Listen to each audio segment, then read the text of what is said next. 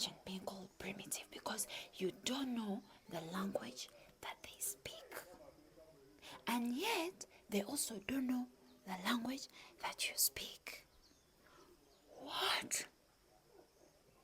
I want to tell you something, guys. Imagine being called primitive because you sleep in a hut. Huh?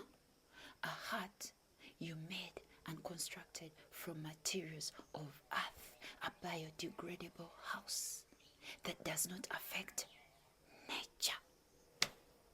Goodness.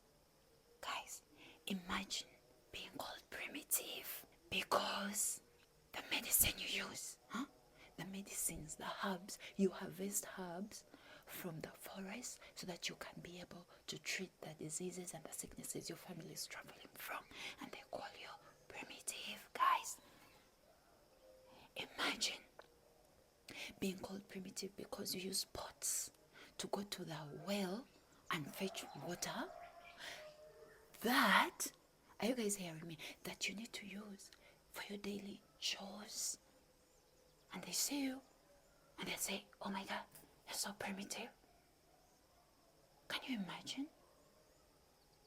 Imagine being called primitive because, goodness, because we use a 3 fire stone. You guys know those 3 stones that we put firewood? Yeah? I don't want to shout them here as that we put firewood to cook the food instead of all the modern technology.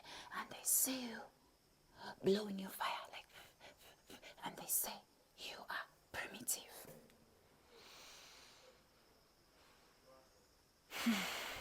Imagine being called primitive because, you know, our forefathers, they used to make bark cloth from the trees, muvule tree, so to make bark cloth, and then would wear that instead of this material.